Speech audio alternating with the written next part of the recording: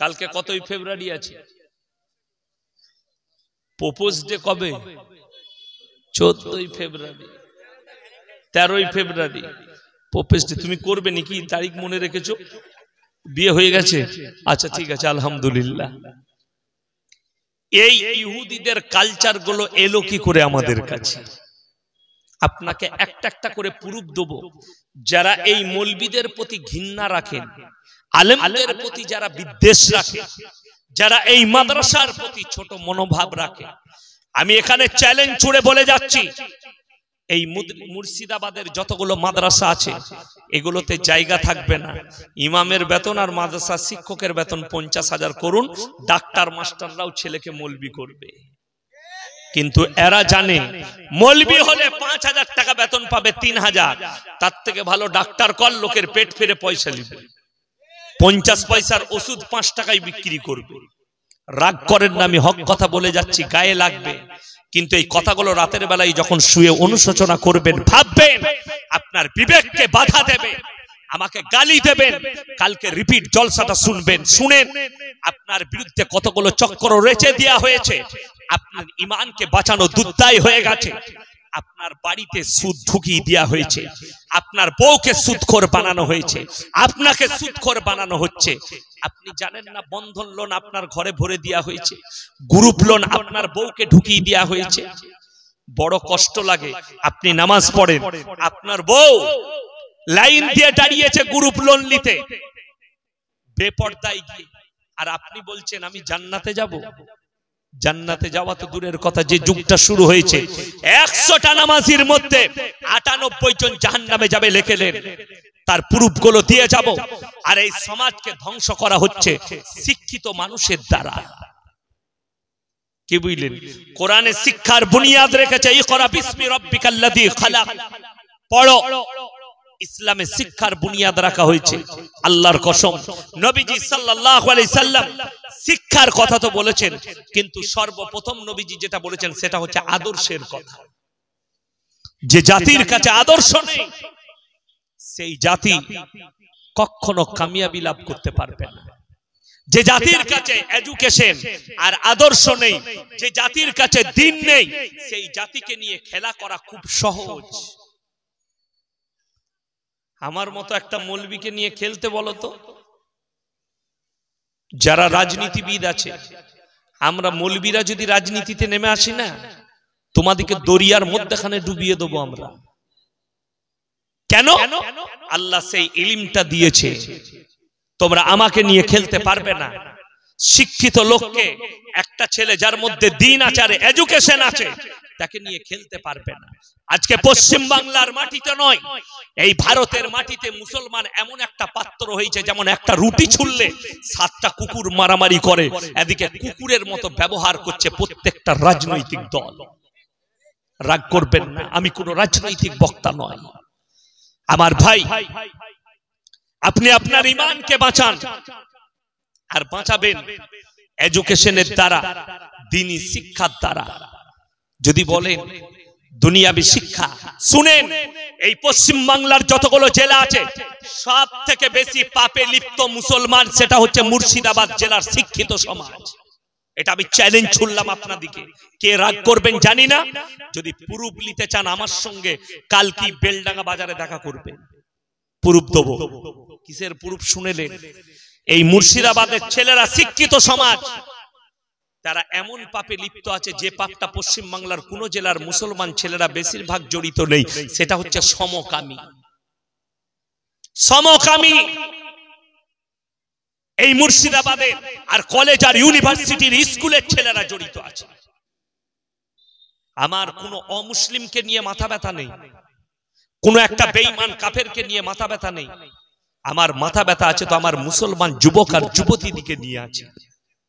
আজকে বলুন, কলেজে নবীন বরণের উৎসব হয়, সেখানে তিলক লাগানো হয়, মুসলমান ছেলে মেয়েরা তিলক লাগায়। আপনি জানেন আপনার বেটা কত বড় শিরকের কাজ করেছে? আপনার মেয়ে কলেজে গিয়ে কত বড় শিরক করেছে? সেখানে হাজার হাজার মুসলমান যুবক যুবতী মদ খেয়ে গায়কদের সঙ্গে ড্যান্স করে, বুকে বুক লাগিয়ে। আপনার মেয়ে জিনা করে ঘর আসছে স্কুল কলেজ থেকে, আপনি খোঁজ রেখেছেন? বড় কষ্ট লাগে। আপনি মসজিদে নামাজ পড়ে আপনি বেফিকির আছেন, আমার মেয়ে স্কুলে যায়, কলেজে যায়, আমার মেয়ে কলেজ থেকে আসছে, বেফিকির থাকেন আপনারা। আমার 5 বছরের মেয়ে স্কুলে গেলে আমার চিন্তা হয়, হিজাব পড়ে যায়, তারপরেও চিন্তা হয়। আমার কখনো কখনো দিমাগে ঘুরপাক খেলে আমি আমার গাড়ি বার করে, স্কুটি বার করে আমি হাফ বেলায় নিয়ে পালিয়ে আসি, ভয় লাগে।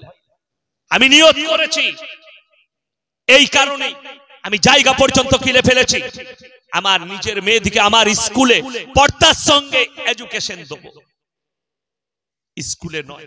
ভয় লাগছে সমাজকে, সমাজের কুকীর্তিকে ভয় লাগছে। আপনাকে দেখিয়ে দেব, আপনারা মনে করছেন হিজাব দিয়ে আপনারা পর্দা করে দিবেন, বোরকা দিয়ে পর্দা করে দেবেন, তো বহরমপুরের আমি পার্কে দেখিয়ে দেব হিজাব আর বোরকা পরে সেখানে তারা মিলামিশা করছে। আজকে কষ্ট লাগে, শুনেলেন হিজাব পরে বাজারে যাওয়াটা পর্দা নয়, বোরকা পরে বাজারে যাওয়াটা পর্দা নয়। পর্দা হচ্ছে তোমার স্ত্রী তোমার 4 দেওয়ালির ভেতরে থাকবে। আজকে এক শ্রেণীর শিক্ষিত সমাজ, আজকে যদি কোনো বাপের বেটা মৌলবি থাকে, নিয়ে আসুন এই বেলডাঙ্গার মাটিতে, খালি আমাকে দলিলটা দিয়ে দেবে যে শিক্ষিত লোকরা সমাজকে গুমরা করে। কি বলে? আল্লাহর নবী বলেছেন তোমরা শিক্ষার জন্য চীন দেশে পাড়ি দাও। এটা বুখারী, তিরমিজি, আবু দাউদ, ইবনে মাজাহ। কোথায় হাদিসটা আছে আর কত নম্বর আছে তার ইবারত সহ আমাকে হোয়াটসঅ্যাপে পাঠাও। মানুষকে ধোঁকা, প্রতারণা, যাতে করে এই মৌলবিদিকে চুপ করিয়ে এই মেয়েগুলোকে বাজারে নিয়ে আসতে পারি। এই মুসলমানদের মেয়েদিকে বাইরে বার করে দাও, এটা বেঈমান কাফেরের একটা বড় চক্রান্ত। আপনার মেয়েকে বাজারে পাঠানো। শুনেলেন, আপনি যদি ব্যক্তিগত ফতোয়া নেন আমার কাছে, ব্যক্তিগত জানতে চান যে আমার স্ত্রী কলেজে পড়ায় প্রফেসর, তোমার স্ত্রী ওই কলেজে পড়াতে পাবে না যে কলেজে ছেলে মেয়ে একসাথে পড়াশোনা করে, হারাম। তোমার মেয়ে যদি, তোমার স্ত্রী যদি স্কুলে টিচার হয়, ওই স্কুলে তোমার স্ত্রীর জন্য পড়ানো হারাম যে স্কুলে ছেলে মেয়ে একসাথে পড়ায়। তোমার স্ত্রী ওই স্কুলে পড়াতে পাবে যে স্কুলে অনলি ফর খালি মেয়ে ছেলে আছে আর মেয়ে ছেলে শিক্ষিকা আছে, যেখানে পর্দা বাজাই থাকবে। বড় কষ্ট লাগে। আপনারা আমাদের মতো মৌলবীকে গালি দেন, 10 বার ভাববেন, 20 বার ভাববেন। আমি এই জন্য বলে যাচ্ছি, আমি বুক ফুলিয়ে বলছি, আমার অবর্তমানে আমার গ্রামে যাবেন, আমার গ্রাম ছোটখাটো গ্রাম নয়, 4,500 থেকে 5,000 বসতির গ্রাম আমার, একটাই মসজিদ। এটা পশ্চিম বাংলার রেকর্ড। আপনাকে দেখিয়ে দেবো মুর্শিদাবাদের একটা গ্রামে 14টা করে মসজিদ আছে। আমার গ্রামে একটাই মসজিদ, কোন ওয়াক্তিয়া মসজিদ কোন পাড়াই নেই। এতটা মিল মোহাব্বত। আমার গ্রামে যাবেন, কেউ যদি বলে দেয় আমার গলসি বাজারে ইয়াসিন সাহেবের স্ত্রী কোন দোকানে বসে একটা রুমাল কিনেছে, সেই দোকানের জুতোর মালা পরে শওকতের বেটা পশ্চিম বাংলায় বয়ান করবে। এই বয়ানটা সোশ্যাল মিডিয়ায় যাবে, আমার গলসি থানার লোক শুনবে, আমার বাজারের লোক শুনবে। আমার স্ত্রী যদি কেউ বলে দিতে পারে আমার গ্রামে ধনী থেকে গরিব যে ইয়াসিন সাহেবের স্ত্রী কোন প্যান্ডেলে বসে ভাত খেয়েছে জল বিয়ের অনুষ্ঠানে, তার জুতোর মালা পরে পশ্চিম বাংলায় ইনশাআল্লাহ বয়ান করব। আমি শওকতের বেটা চ্যালেঞ্জ ছুড়লাম, চলুন আমার সাথে, আমার গাড়িতে চাপুন। খাওয়া তো দূরের কথা, যত বড়ই ধনী হোক, খালি যদি দাওয়াত দিতে আসে আর বলে তোমার বিবিকে প্যান্ডেলে পাঠাবে, তাকে আমি জুতো করে মারব। এতটাই মজবুত থাকি। দরকার নেই তোমার ভালো মন্দ খাবার, দরকার হচ্ছে ইমানি তাকত মজবুত। তোমার স্ত্রীকে নিয়ে তোমাকে জান্নাতে প্রবেশ করতে হবে, ওটাই তোমার আসল সম্পদ। আর তুমি বিলীন করছো তার ইজ্জতকে। আমি এই জন্য বলছি, আমাদের সমাজের লোক নামাজ পড়ে 5 ওয়াক্ত, অথচ ছেলের জন্মদিন পালন করছে কেক কেটে। কেন? একটু পয়সা হয়েছে, 2 টাকা করেছে, একটু স্ট্যান্ডার্ডই হয়েছে। তো একবার মৌলবি সাহেবকে জিজ্ঞেস করলি না, ইমামকে গিয়ে, শেখ আমি আমার ছেলের জন্মদিন পালন করব, চলবে কিনা? প্রথম কথাই তোকে হারাম বলতো, তুমি হারাম কাজ থেকে বেঁচে যাবে। কিন্তু আমাদিকে তো 2 কাজে রেখেছেন, হলে আর মোলে। আমাদিকে 2 কাজে রেখেছেন, হলে আর মোলে। হয়েছে মুখে একটু পানি দিয়ে দেন, ছেলে হয়েছে, কানে আজান দাও, আর মোল্লে জানাজা পড়িয়ে দাও। বলে বাকি, বলে বাকি সব ও আমরা বুঝে লুবো। হাদিসুন নিসা, মেয়েদের হাদিসে সমাজ চলছে তো, মেয়েদের হাদিসে। আমরা মৌলবীরা খেপে যাই, মাঝে মাঝে এমন প্রশ্ন আসে, এমন ফতোয়া আছে আমরা পাগল হয়ে যাই। আমাকে এক জায়গায় প্রশ্ন লিখে দিয়েছিল, শাড়ির ভেতরে জাঙ্গিয়া না পড়লে নামাজ হবে। আমরা এই হাদিসটা কোথায় খুঁজে পাবো? কেন বলুন তো? আমাদের দাদিরা নামাজ পড়েছে না পড়েনি? আমাদের দাদির মারা নামাজ পড়েছে না পড়েনি? সেই যুগে তো জাঙ্গিয়াই ছিল না, আল্লাহর নবীর জামানায় তো জাঙ্গিয়াই ছিল না। এগুলো হচ্ছে মেয়েদের হাদিস, এদিকে ঝাঁটা জুতো করে মারবে ফেরেশতারা। শুনেলেন ইসলামে যেটা বলা হয়েছে নারীদের জন্য, যেভাবে শরীর ঢাকতে বলা হয়েছে ওইভাবে ঢেকে নাও। তুমি কি কাপড় দিয়ে? তুমি চটের বস্তা দিয়েও ঢাকতে পারো, তোমার নামাজ হয়ে যাবে। তুমি এই প্যান্ডেলের কাপড় দিয়েও শরীর ঢাকতে পারো, তোমার নামাজ হয়ে যাবে। শর্তটা তোমাকে পূরণ করতে হবে, বাস নামাজ হয়ে যাবে। যেমন এখন মানুষ পর্দার কথা বলছে, এই বাবাজিদিকে জিজ্ঞেস করুন, ইনাদের দাদিরা, ইনাদের মারা, আমার দাদিরা, আমাদের মারা ছিঁড়া কাপড় পরেছে, তারপরেও তাদের চেহারা কেউ দেখতে পায়নি, সেলাই করা কাপড়ে। আর এখন যদি 50 হাত কাপড় দেন তারপরেও পেট, পিঠ আর বুকটা বেরিয়ে থাকবে। বললে অনেক মেয়েরা, আজকে তো আমি যা বলে যাব, এই গ্রামের মেয়েরা বলবে এই 8 কুড়োর বেটা মৌলবীকে জীবনে দাওয়াত দিবি না। কিন্তু আমি ছেড়ে কথা বলবো না, তোমরা মানো আর না মানো, আল্লাহ আমাদেরকে দায়ী করেছে। আমরা যদি তোমাদের কাছে না পৌঁছাও, আল্লাহর কাছে পাকড়াও হয়ে যাবে। আমি একটাই কথা বলি, আমার মাদ্রাসায় পয়সা দিও না, দরকার নেই, কিন্তু তুমি সুদকে হালাল বলাতে চাইবে, আমি পারবো না বলতে। হারামকে হালাল বলাতে চাইবে, আমি পারবো না বলতে। আজকে কই এতগুলো মন্ত্রী সভায় মুসলিম আছে, কেউ এখনো পর্যন্ত সেই মন্ত্রীর কাছে প্রতিবাদ গেল না। কেন আপনি এই ধরনের কাজ করলেন? মুসলমানের দিলেতে ঠেস পৌঁছাবে। নূপুর শর্মা বিপক্ষ দলের মেয়ে, ওই জন্য খুব লাপালাপি ঝাপাঝাপি হলো। এর বিরুদ্ধে ঝাপাঝাপি কর না, এই মুসলমান ঘুমিয়ে আছে, বলছে আমাদের ইমান তাজা। কতটা ইমান তাজা আমি বুঝে নিয়েছি। তুমি কার চামচাগিরি করছো আমি বুঝে নিয়েছি, কার পা চাটতে চাইছো বুঝে নিয়েছি। আমাদের মতো মৌলবীর মুখ খুলিও না। আমি কেন বলছি শুনেলেন?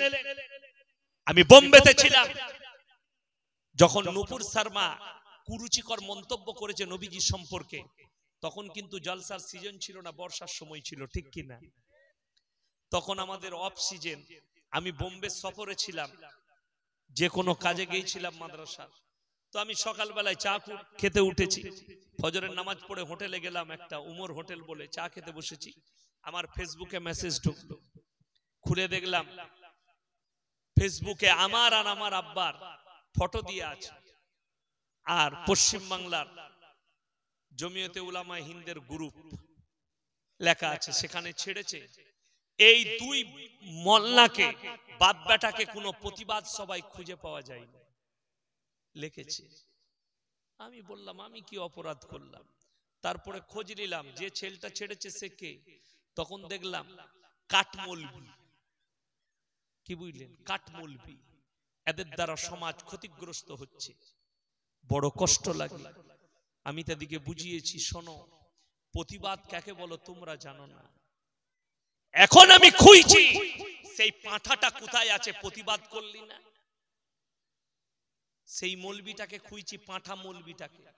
কোথায় লুকিয়ে আছিস তো পশ্চিম বাংলার মাটিতে? আমার বাপ বেটার ফটো পোস্ট করেছিলি, এখন কোথায় তুমি? পোস্ট করো, যাও মন্ত্রীর বিরুদ্ধে বলো জুতো খাবি। কিন্তু আমি বলে যাচ্ছি আর বলবো, মৃত্যুকাল পর্যন্ত অন্যায় করলে অন্যায়ের বিরুদ্ধে প্রতিবাদ করব। প্রতিবাদ রাস্তায় নেমে করা যায় না, লোকের দোকান ভাঙচুর করে করা যায় না, লোকের পার্টি অফিস ভাঙচুর করে প্রতিবাদ হয় না। প্রতিবাদ করলে জবানের দ্বারা হয়, আখলাকের দ্বারা হয়, দুয়ার দ্বারা হয়। আমি দোয়া করেছি, আল্লাহ তুমি নূপুর শর্মার তকদিরে যদি ঈমান লেখা থাকে ঈমান দাও, তা না হলে তাকে পৃথিবীর মানচিত্র থেকে মুছে দাও। জোরে বলুন আল্লাহুম্মা আমিন।